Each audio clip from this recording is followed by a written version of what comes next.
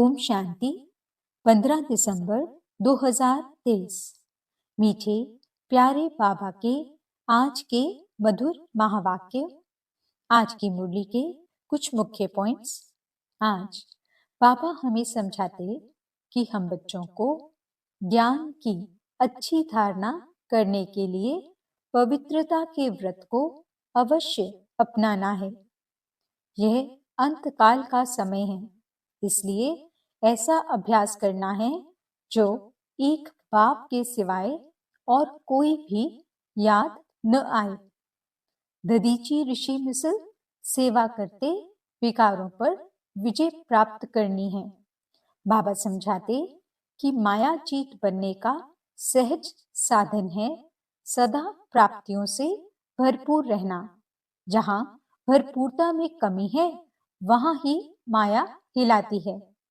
इसलिए समय की रफ्तार प्रमाण हमें सर्व प्राप्तियों से भरपूर रहना है। तो चलिए सुनते हैं आज की बाबा की मीठी प्यारी मुरली। ओम शांति। बाबा कहते, मीठे बच्चे, यह बना बनाया अनादि ड्रामा है। इस ड्रामा में हर एक एक्टर की एक्ट फिक्स है। मोक्ष किसको भी मिल नहीं सकता। प्रश्न, शिव बाबा अशरीरी है, वे शरीर में किस लिए आते हैं? कौन सा काम करते हैं और कौन सा नहीं? उत्तर, बाबा कहते, बच्चे, मैं इस शरीर में तुम्हें सिर्फ मुरली सुनाने आता हूँ। मैं मुरली सुनाने का ही काम करता हूँ। मैं खाने पीने के लिए नहीं आता हूँ। मैं आया हूँ तुम्हें नई राजधानी देने। बाकी स्वाद तो इनकी आत्मा लेती है। गीत छोड़ भी दे आकाश सिंहासन। ओम शांति। गीत बजाए ही वह जाते हैं जिसमें अपना ताल्लुक है। आकाश में कोई तख्त नहीं है। आकाश इस पोलार को कहा जाता है। बाकी आकाश तत्व में तो तख्त नहीं है। न परमपिता परमात्मा इस आकाश में तख्त पर रहता है। बाप बच्चों को समझाते हैं, हम परमपिता परमात्मा और तुम बच्चे जो आत्माएं हो, दोनों इस सूर्य, चांद, सितारों से उस पार रहते हैं। उसको मूल वतन कहा जाता है। जैसे यहाँ आकाश में सूर्य, चांद, सितारे हैं, वैसे हूबहू झाड़ के मुआफिक महतत्व में भी आत्माएं रहती हैं। जैसे सितारे आकाश पर खड़े हैं, कोई चीज पर आधार नहीं है। अहम आत्माएं और परमात्मा बाप हम सब रहने वाले महतत्व में हैं। स्टार मुआफिक ही हैं। ज्ञान सूर्य, ज्ञान चंद्रमा, ज्ञान सितारे। अब यह तो समझाया है, जब जब भीड़ पड़ती है, दुख होता है, तब आता हूँ। पुराने को नया बनाना है जरूर। पुराने में ही भीड़ होती है। कलयुग में है दुख की भीड़। स्वर्ग में तो सुख ही सुख है। फिर से मुझे आकर सहज ज्ञान और सहज राजयोग सिखलाना होता है। सब बुलाते हैं कि आओ। कृष्ण के लिए नहीं कहते कि सिंहासन छोड़कर आ जाओ। कृष्ण के लिए सिंहासन अक्षर शोभता नहीं। वह तो प्रिंस था ना। सिंहासन तब कहें जबकि राजगद्दी मिले। हाँ, छोटे बच्चे को बाप गोद में व बाजू में बिठा सकते हैं। तो बाप समझाते हैं, आत्माएं मूल वतन में स्टार मुआफिक हैं। फिर वहां से नंबरवार आती रहती हैं। दिखाते हैं ना स्टार कैसे गिरते हैं। वहां से भी आत्माएं आकर सीधा गर्भ में जाती हैं। ये अच्छी रीति नोट करो। हर एक आत्मा को सतो, रजो, तमो से पास करना है। जैसे पहले लक्ष्मी नारायण आएंगे तो उनको सतो रजो अवस्था से पास होते पुनर्जन्म लेते लेते फिर तमो प्रधान अवस्था को पाना ही है। हर एक का ऐसे है, वापस जा नहीं सकते। इब्राहिम बुद्ध आते हैं, उनको भी सतो रजो तमो से पास करना है, पुनर्जन्म लेना पड़ता है। द्वापर में धर्म स्थापक आते हैं, वहां से पुनर्जन्म शुरू होता है, फिर तमो प्रधान बनना है। अब उनकी सदगति कौन करे? सदगति दाता तो एक ही शिव है। कहते हैं सबकी सदगति करने मुझे आना पड़ता है। मेरे जैसा काम और कोई कर नहीं सकता। मैं देवी देवता धर्म भी स्थापन करता हूँ, तुमको राजयोग सिखा रहा हूँ। गति और सदगति दाता तो मैं हूँ। जब तुम प्योर बन जाते हो तो फिर मैं तुमको वापस ले जाता हूँ, तुम्हारी भी सदगति करता हूँ। तुम्हारे साथ जो अनेक धर्म वाले हैं, उन धर्म स्थापकों सहित सबका उद्धार करता हूँ। तुमको ज्ञान से श्रृंगार कर स्वर्ग के मालिक लक्ष्मी अथवा नारायण को वरने लायक बनाता हूँ, फिर तुमको वापस ले जाता हूँ। सबको पहले मुक्ति धाम भेज देता हूँ। सबका सदगति दाता भी हूँ। दूसरे धर्म स्थापक जो आते हैं वे सदगति नहीं करते, वे सिर्फ अपना धर्म स्थापन कर उनकी वृद्धि करने लग पड़ेंगे। अपने धर्म में पुनर्जन्म लेते सतो रजो तमो से पास करेंगे। अभी सब तमो प्रधान हैं, अब इनको पावन सतो प्रधान कौन बनाए? बाप खुद बैठ बच्चों को समझाते हैं। भगवान आकर सबकी सदगति भी करते हैं, भारत को स्वर्ग भी बनाते हैं, जीवन मुक्ति के लिए राजयोग सिखाते हैं। इसलिए बाप की इतनी महिमा है। गीता है सर्वशास्त्रमय शिरोमणि, परंतु कृष्ण का नाम लिख देने से भगवान को भूल गए हैं। भगवान तो सबका सदगति दाता है, इसलिए गीता सब धर्म वालों के लिए धर्म शास्त्र है। सबको इसे मानना पड़े। सदगति का शास्त्र और कोई है नहीं, सदगति देने वाला है ही एक, उनकी ही गीता है। तुम बच्चों को सदगति का ज्ञान दे रहे हैं। गीता में शिव का नाम होता तो सब धर्म वालों का यह शास्त्र होता। बाप सबको कहते हैं अपने को आत्मा समझ मेरे साथ योग लगाओ तो वे कर्म विनाश होंगे और तुम मेरे धाम आ जाएंगे। सब धर्म वालों की सदगति करने वाला भी मैं हूँ। बाकी तो आते ही हैं अपना धर्म स्थापन करने। मनुष्य कहते हैं क्या मोक्ष नहीं मिलेगा? बाप कहते हैं नहीं, जो भी सब आत्माएं हैं सबका पार्ट ड्रामा में फिक्स है, इसकी एक्ट बदल नहीं सकती। हर एक की पूरी एक्ट का अनादि ड्रामा बना हुआ है। ड्रामा अनादि है, उसका आदि मध्य अंत नहीं है।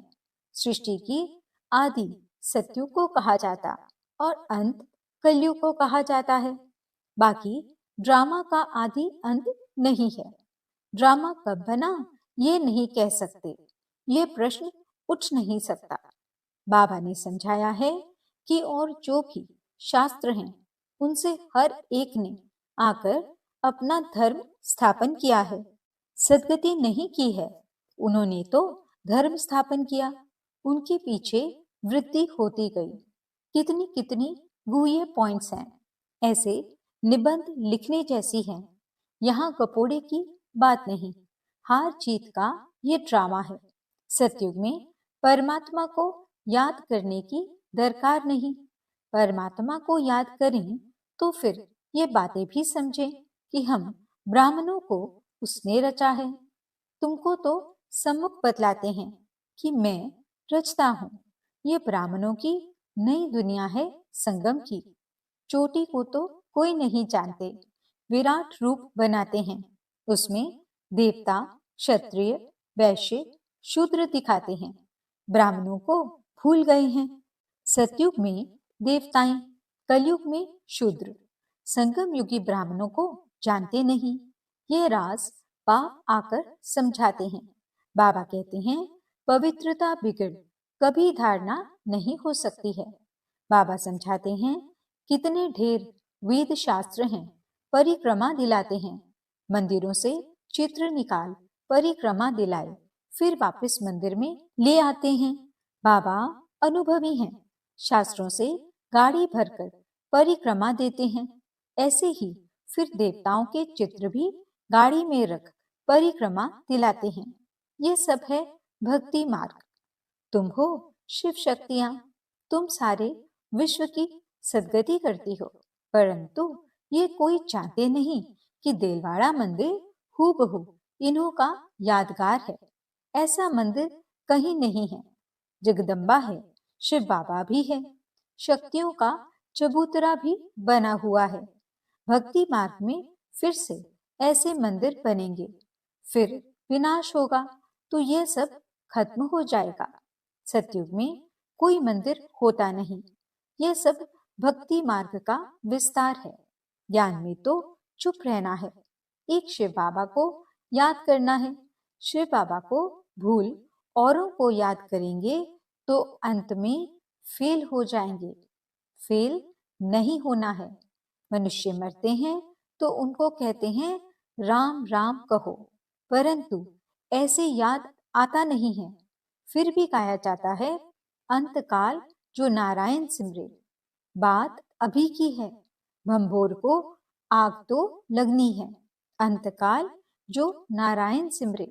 बरोबर अब तुम समझते हो, हम नारायण व लक्ष्मी को वरेंगे, स्वर्ग के लिए तैयार हो रहे हो। बाबा बगैर ये ज्ञान कोई दे नहीं सकते। ये बाबा भी कहते हैं कि अब हमको शिव बाबा ने बताया है। इनको शक्ति सेना व पांडव सेना कहा जाता है। पांडव नाम है महारथियों पर, शक्तियों की फिर शेर पर सवारी दिखाते हैं। तो बाप कहते हैं जैसे कल्प पहले सहज राजयोग सिखाया था, हूबहू इसी प्रकार सिखा रहा हूँ। जो भी एक्ट चलती है कल्प कल्प वही चलेगी, इनमें फर्क नहीं पड़ सकता। फिर कल्प कल्प यह पाठ चलेगा। बाबा कहते हैं तुमको गुये गुये बातें सुनाता हूँ। पीछे क्या होने वाला है सो तो फिर पीछे सुनाएंगे ना। अभी सब सुना दूं तो क्या बस वापस चला जाऊं? अंत तक नई पॉइंट्स सुनाते रहेंगे। हम गीता के महिमा बहुत करते हैं, परंतु उस गीता व महाभारत में तो हिंसक लड़ाई आदि दिखा दी है। अब लड़ाई तो है नहीं, तुम्हारी तो है योग बल की बात। अहिंसा का अर्थ कोई भी नहीं जानते। सिर्फ स्त्री को नर्क का द्वार कह दिया है। वास्तव में नर्क का द्वार तो दोनों हैं। अब उनको फिर स्वर्ग का द्वार कौन बनाए? वह तो भगवान की ही ताकत है। यह गीत बाबा ने बनवाए हैं, फिर बनाने वालों ने कोई ने ठीक बनाया है, कोई ने रॉन्ग बनाया है, मिक्स कर दिया है। रात के राही थक मत जाना, ऐसे ऐसे गीत मैंने बनवाए हैं। तो यहाँ की बातें और हैं। गौशाला भी है, वनवास भी है, परंतु अर्थ नहीं समझते। हमने किसको भगाया क्या? किसको कभी कहा था कि कराची में चले आना? पूछो इन शक्तियों से। ये ड्रामा में पार्ट था। जिन पर सितम हुए तो चले आए। तो राइट क्या है वह बाप बैठ बतलाते हैं। शास्त्रों में तो जो लिखा है वह है भक्ति मार्ग। उनसे तो मेरे से मिल नहीं सकते, मेरे पास आ नहीं सकते। मुझे तो गाइड बन यहाँ आना पड़ता है। कहते हैं ऐसा तन क्यों नहीं लिया जो गृहस्थी ना हो। अरे मुझे तो गृहस्थी के तन में ही आकर उनको ज्ञान देना है। उनके ही 84 जन्म बताता हूँ। तो कितनी गुह्य बातें हैं। ये नए धर्म के लिए नई बातें, ज्ञान भी नया है। बाप कहते हैं कल्प कल्प मैं ये ज्ञान सुनाता हूँ, और कोई ऐसे कभी नहीं कहेंगे कि मैं कल्प कल्प धर्म स्थापन करने आता हूँ। लक्ष्मी नारायण दोनों नहीं कहेंगे कि हम फिर से राजाई करने आए हैं। वहां ये ज्ञान ही प्राय लोप हो जाता है। शास्त्र तो बाद में अनेक बना दिए हैं। हम ब्राह्मणों के लिए एक ही गीता है। धर्म भी स्थापन करता हूँ और सदगति भी सबकी करता हूँ। डबल काम हुआ ना। अब हम जो सुनाते हैं वे राइट है या उन्हों का राइट है, सो तो तुम जानते हो। मैं कौन हूं? मैं ट्रूथ हूं। मैं कोई वेद शास्त्र नहीं सुनाता हूं। भल इसने पढ़े तो बहुत हैं, परंतु वे सुनाते थोड़े ही हैं। यह तो शिव बाबा नई नई बातें सुनाते हैं। वह तो अशरीरी है, सिर्फ ये मुरली सुनाने का काम करने आते हैं, ना कि खाने पीने आते हैं। मैं तो आया ही हूं तुम बच्चों को फिर से राजधानी देने। स्वाद इनकी आत्मा लेती है। हर एक का धर्म अलग है, उन्हें अपना धर्मशास्त्र पढ़ना है। यहाँ तो ढेर शास्त्र पढ़ते रहते हैं, सार कुछ भी नहीं है। जितना पढ़ते रहते असार संसार होता जाता है। तमो प्रधान बनना ही है। पहले पहले सृष्टि में तुम आए हो। तुम ब्राह्मणों ने माता पिता से जन्म लिया है। उस तरफ है आसुरी कुटुंब, यहाँ है ईश्वरीय कुटुंब। फिर जाकर दैवी गोद लेंगे, स्वर्ग के मालिक बनेंगे, माता पिता की मत पर चलेंगे तो स्वर्ग के सुख घनेरे मिलेंगे। बाकी रुद्र ज्ञान यज्ञ में विघ्न तो जरूर पड़ेंगे। बाप कहते हैं, बच्चे विकारों पर जीत पाने से ही तुम जगत जीत बन सकते हो। ऐसे थोड़े ही शादी नहीं करेंगे तो कमजोर रह जाएंगे। सन्यासी पवित्र बनते हैं, फिर वह कितने मोटे तंदुरुस्त रहते हैं। यहाँ तो ब्रेन का काम है, मेहनत है। दधीची ऋषि का मिसाल है ना। सन्यासियों को तो बहुत माल मिलता है। बाबा खुद बहुत माल खिलाते थे। यहाँ तो बहुत परहेज रखनी पड़ती है। अच्छा, मीठे मीठे सिकिलते बच्चों प्रति माता पिता बाप दादा का याद प्यार और गुड मॉर्निंग। रूहानी बाप की रूहानी बच्चों को नमस्ते। हम रूहानी बच्चों की रूहानी बाप दादा को दिल व जान सिकवा प्रेम से नमस्ते नमस्ते नमस्ते जी। गुड मॉर्निंग बाबा। शुक्रिया बाबा। धारणा के लिए मुख्य सार। पहला पॉइंट, ज्ञान की अच्छी धारणा के लिए पवित्रता के व्रत को अपनाना है। अंतकाल है, इसलिए ऐसा अभ्यास करना है जो एक बाप के सिवाय और कोई याद न आए। दूसरा पॉइंट, दधीची ऋषि मिसल सेवा करते विकारों पर विजय प्राप्त कर जगत जीत बनना है। वरदान, समय की रफ्तार प्रमाण सर्व प्राप्तियों से भरपूर रह माया जीत बनने वाले तीव्र पुरुषार्थी भव। बाप दादा ने जो भी प्राप्तियां कराई हैं, उन सर्व प्राप्तियों को स्वयं में जमा कर भरपूर रहो, कोई भी कमी न रहे। जहां भरपूरता में कमी है, वहां माया हिलाती है। माया जीत बनने का सहज साधन है सदा प्राप्तियों से भरपूर रहना। कोई एक भी प्राप्ति से वंचित नहीं रहो। सर्व प्राप्ति हूं। समय की रफ्तार प्रमाण कोई भी समय कुछ भी हो सकता है, इसलिए तीव्र पुरुषार्थी बन अभी से भरपूर बनो। अब नहीं तो कभी नहीं। स्लोगन, सत्यता और निर्भयता की शक्ति साथ हो तो कोई भी कारण हिला नहीं सकता। ओम शांति।